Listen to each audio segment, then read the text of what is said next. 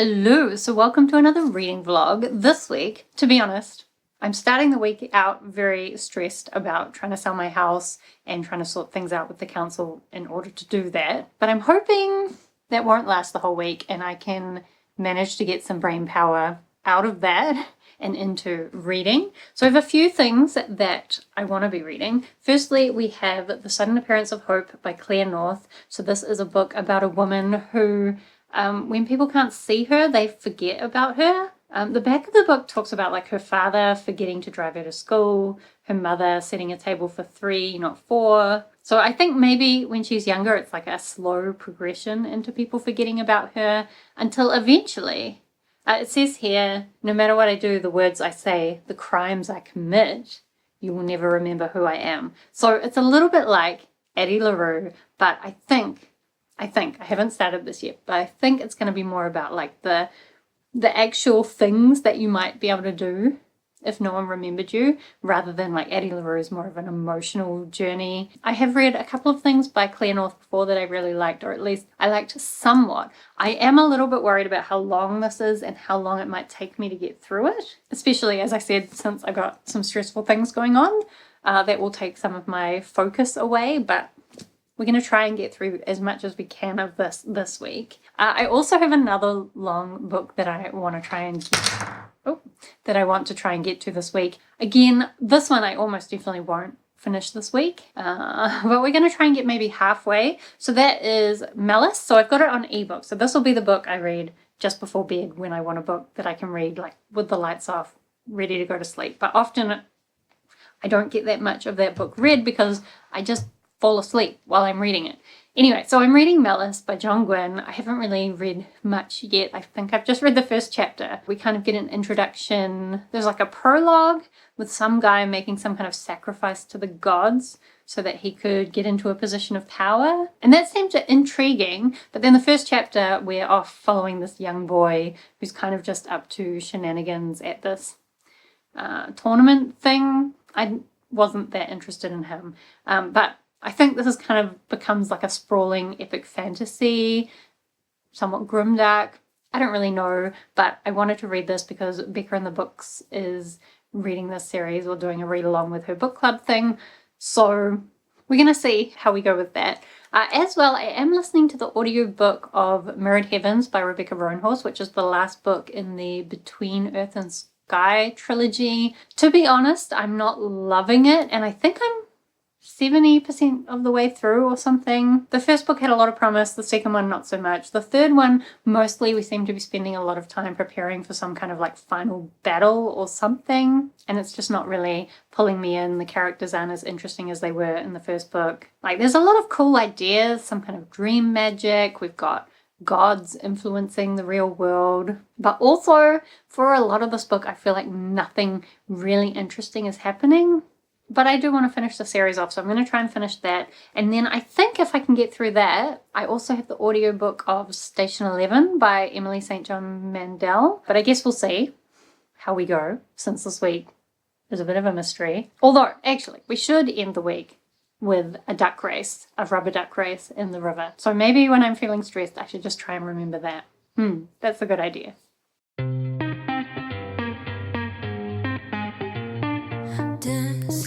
To your beat, wanted to blend in, no self-expression, 'cause I wanted you to see I'm not so different.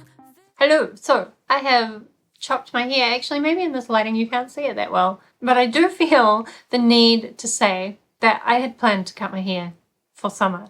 I didn't just do it because yesterday I felt really sad, even though I did feel really sad, and I know often in books, feeling sad means cutting your hair, but no, I already had a plan. I maybe would have done a better job of it. Actually seems really uneven right now. Anyway, I might have done a better job of it if I hadn't been sad, but anyway, mainly I'm just sad about being mucked around by the council, trying to get my house signed off. Now they're telling me I need to get the whole thing re-inspected, even though they inspected it 30 years ago when it was built, and then 15 years ago when I bought it, and now they're like, no, to get it properly signed off, you need to get it inspected again. And even just getting an inspection booked is a massive pain in the butt. And will that even actually resolve things? who knows? So, frustrations all around, but let me update you on my reading. So, I actually haven't read any of Malice because I had a couple of crappy days and I just wanted to be asleep once I was in bed.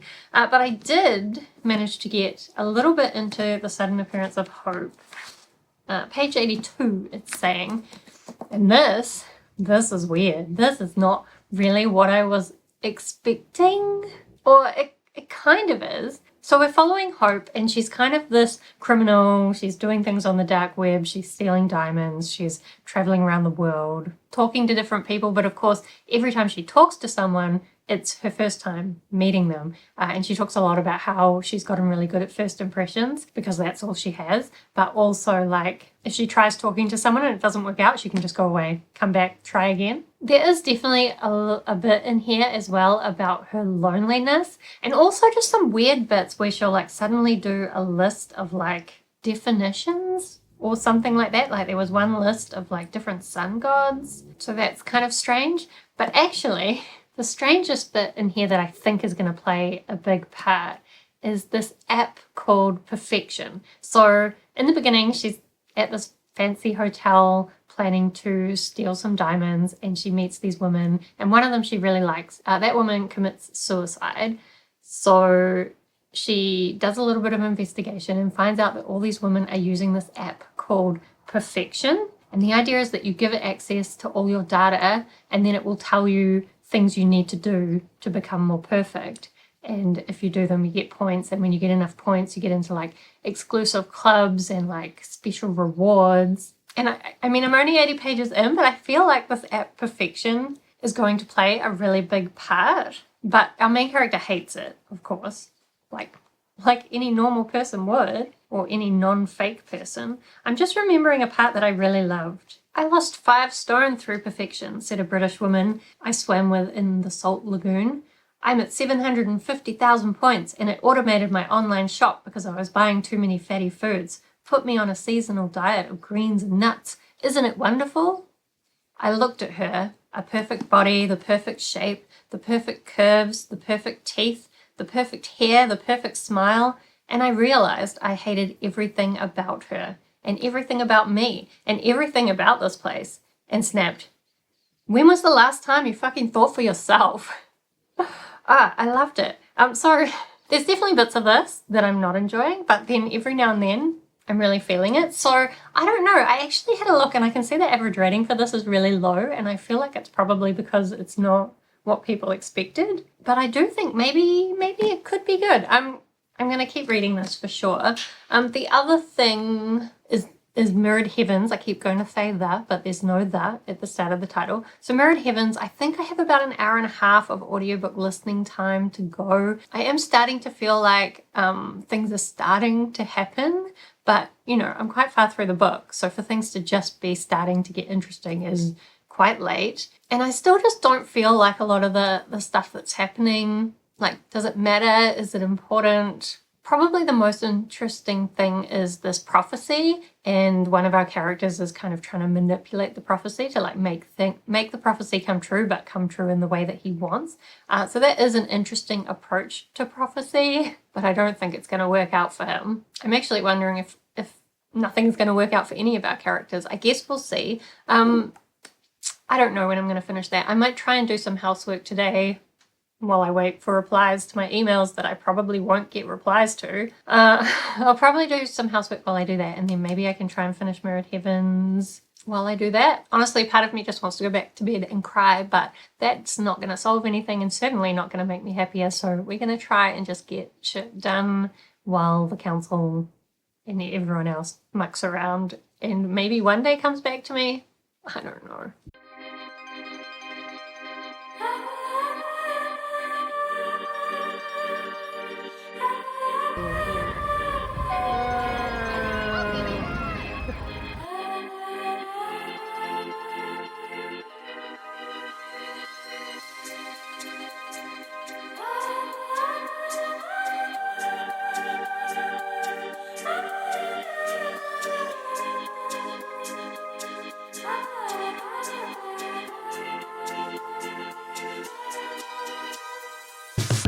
As I wander through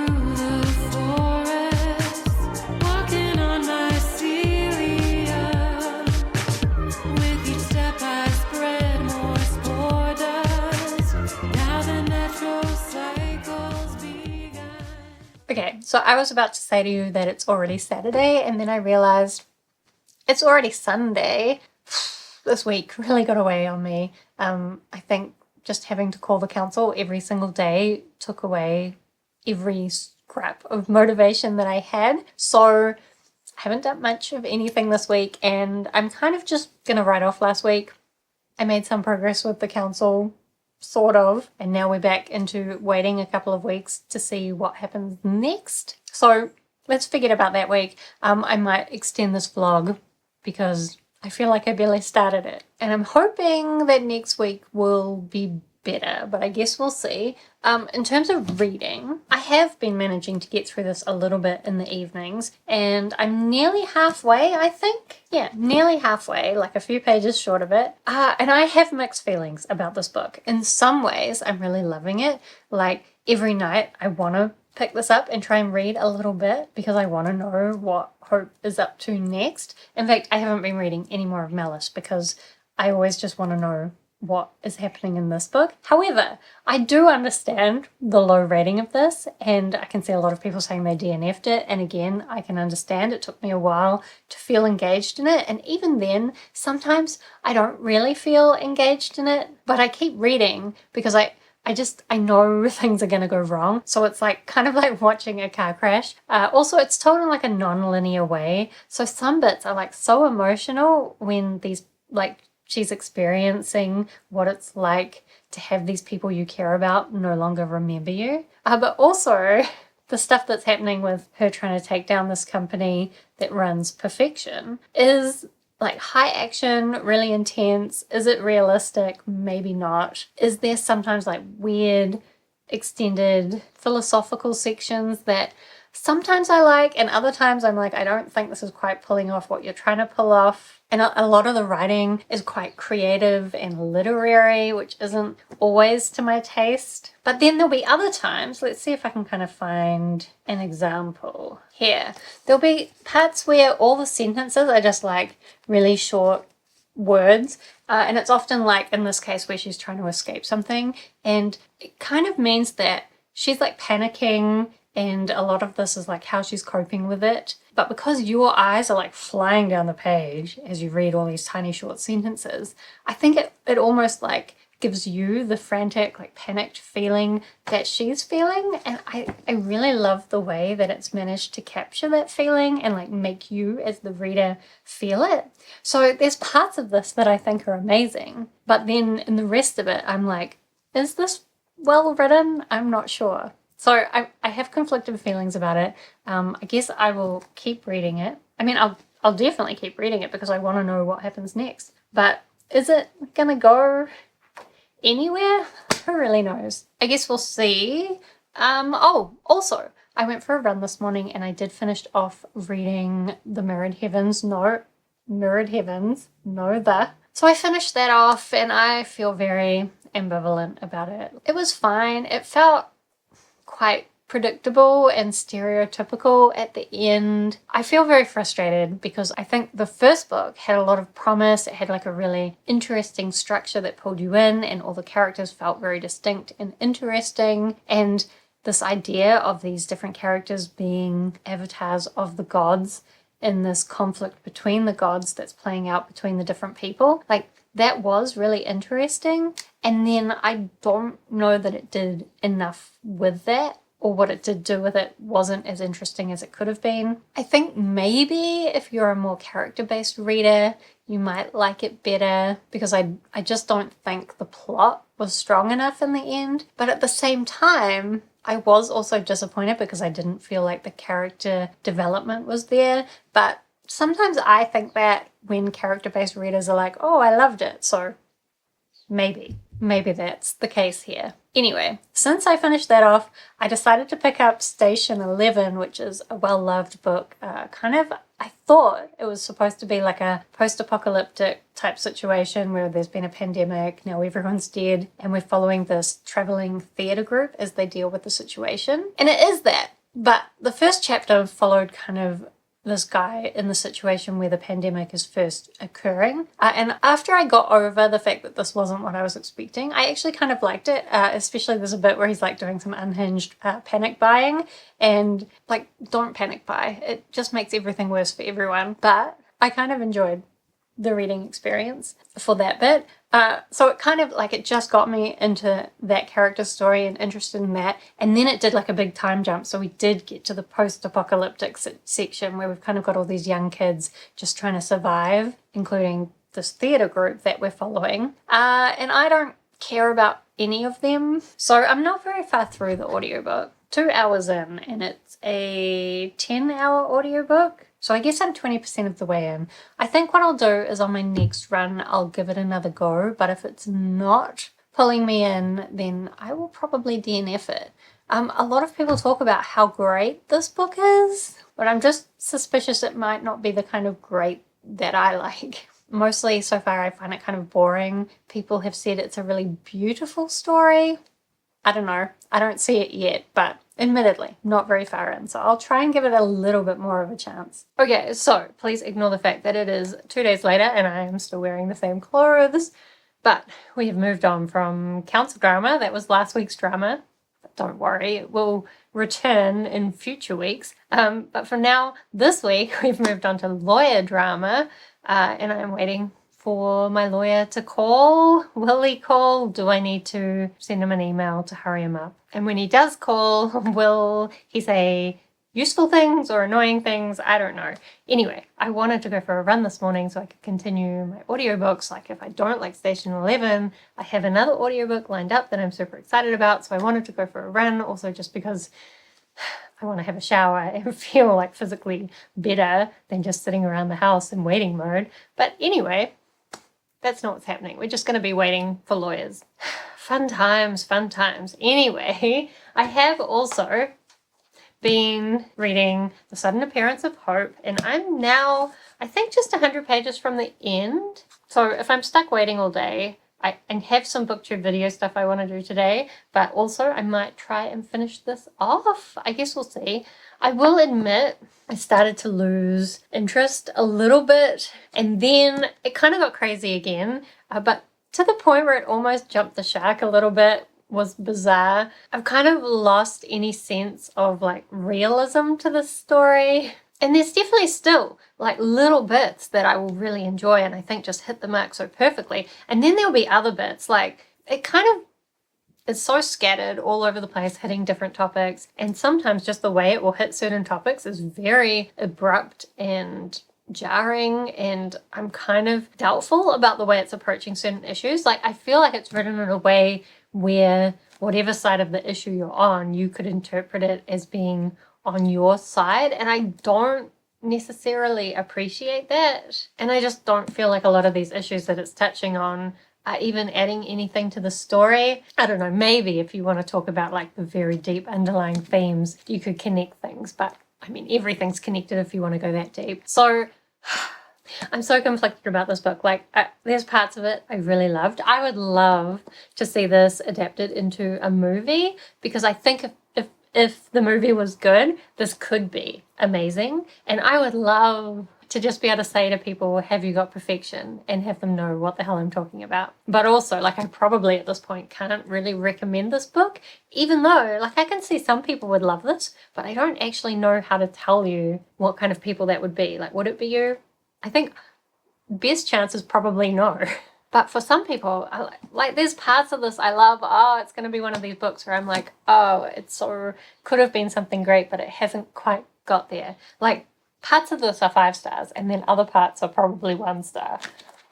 What a book. What a weird experience. Anyway, I will finish this off. Hopefully my lawyer will call me and then we can put aside the drama for a little while. Maybe. I don't know. I guess we'll see. Okay, so I finished off The Sudden Appearance of Hope.